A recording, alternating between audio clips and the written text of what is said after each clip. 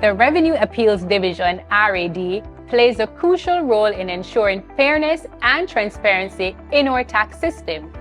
Whether you are an individual taxpayer or a business owner navigating tax obligations, the RAD is mandated to hear and conclude your appeals.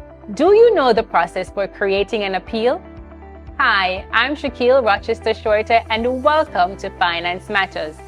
Joining us today is Dr. Delary Staple Chambers, Commissioner at the Revenue Appeals Division. Remember to like, share, and subscribe to our YouTube channel. Follow the Ministry of Finance on Facebook, Instagram, X, LinkedIn, TikTok, and now Threads to see all the episodes and highlights.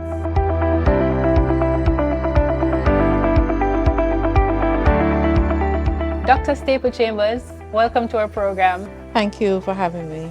So first, before we get into this conversation, please tell us about the role of the Revenue Appeals Division.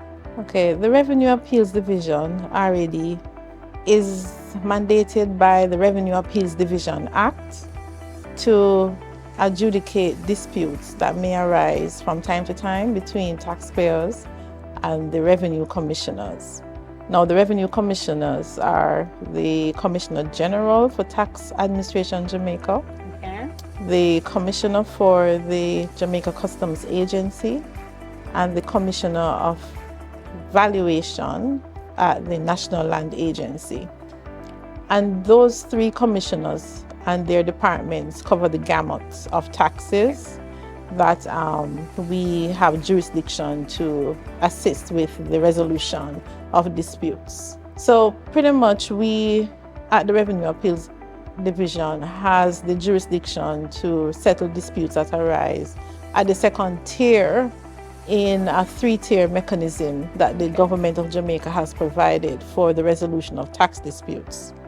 The tier one is handled within the tax departments themselves, and where a taxpayer that is aggrieved with a decision coming out of that resolution mechanism, they have the option to appeal externally to an independent body, that's us. And going through an appeal process with us, if they are still dissatisfied, then they can now progress to the court. So you've just listed the steps for an appeal. So just to be clear, the first step is in-house at the revenue agent, and then to RAD if they're not satisfied with the outcome of that. Correct. Okay. So, Commissioner, what are the main types of cases that you would receive at the Revenue Appeals Division? Right. So a taxpayer who has a grievance with a decision of any of the three revenue commissioners named can appeal to the revenue appeal decision once they are dissatisfied with a decision coming out of what we call an objection process. Okay. So that would include income tax, general consumption tax, taxes that relate to property, decisions that relate to the assessment of customs duties, and other decisions of the commissioners that concern a tax liability of a taxpayer. So it may not necessarily have to do with the collection of tax per se, but a decision of any of these commissioners that give rise to a tax liability that would fall within our jurisdiction. All right, so I understand that the Revenue Appeals Division is the second step, but where exactly do we go to make an appeal? We provide three options. One, we have a web portal which is housed on the Ministry of Finance website. That allows persons to file online and to upload the relevant documentation that are required to be in support of that appeal. Outside of that, persons could complete the Revenue Appeals form, the RAO1 form, which is a gazetted form. And they could complete that. That could be accessed as well on the Ministry of Finance website. You could email that form in along with the documents that are required, and then you could also print the form and take it in physically. But the best and most economical way is via the portal, and we encourage persons to do that. So, Commissioner, how soon after I've submitted my appeals to the Revenue Appeals Division can I hear back from you, and how soon can it be concluded? So we have standards for responding to the notices of appeal. So initially, when we receive an appeal, we have departmental standards for responding to that appeal within 2 days, right? 2 to 5 days. We guarantee that the matter will be heard in 90 days. Okay. All right. We do not guarantee how long it will take to conclude the matter because it depends on the issues. It depends as well on the commitment of the parties to have the matter addressed. And so what we try to do is to manage judiciously the hearing process and to hold the parties accountable for providing information and being engaged in the process so that we can resolve the matter in as short as possible time. What we recognize at the RAD is that persons, their greatest growth with an appeal process, or with our appeal process based on feedback that we have received from time to time, is that people are concerned with how long an appeal takes sometimes. And so that is something that we continue to manage, because that is the value proposition that we bring to the table, that we are more efficient than going to the court. And so that is something that we continue to work on in ensuring that we bring efficiency to the dispute resolution process so that people can get on with their lives. Yes, but what I'm hearing, you're saying that people have to be accessible. They have to be forthcoming with the information so the process can move along speedily. Exactly. The RAD cannot defend your appeal for you. Yes. So you have to come to the table being prepared to defend the claim that you're making.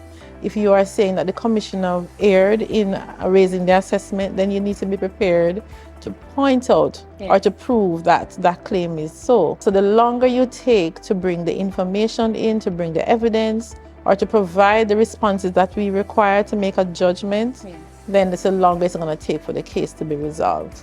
And we also have to ensure the taxpayers' right by ensuring that the commissioners as well, the revenue commissioners, that they also are judicious with their obligation in the process. So that is our role in the middle, to mitigate against the loss in time, people dragging their feet so that the matter can be resolved. So just for the common person out there, if I have a dispute with customs, for example, I can take that issue to the revenue appeals. Right. So we hear several decisions coming out of the Jamaica Customs Agency. We deal with valuation disputes. So say, for instance, someone imported an item and the customs reject the declared value and assess their own value of the item, and the person is not satisfied. Having gone through the internal review process at customs and they are still aggrieved with the decision, then they can file an appeal to us for us to look into that. We also look at disputes as it relates to the classification of items which determine the rate of duty that is applied, as well as whether any preferential treatment can be given to those imports. So those are the kind of issues that we look at in terms of what can come out of a customs matter. And then for the other tax types, it's really whether people are dissatisfied with how income was determined, maybe for income tax. Maybe they're saying that a portion of their deposits in their bank account was not income, and the commissioner should not assess tax on that. Issues like of those nature. GCT, whether they collected the right amount of GCT and paid it over, or if they're claiming too much input tax, which set off the output tax. Disputes of those nature. Awesome. Well, thank you, Commissioner, for coming on our program and telling us about the roles and functions of the Revenue Appeals Division. Okay, thank you. And thank you for joining us on this episode of Finance Matters. Remember to follow us on social media at MOF Jamaica, and tune in next week as we continue to demystify the economic and fiscal policies and initiatives implemented by the government to empower Jamaicans as we chart a path to Jamaica's economic prosperity.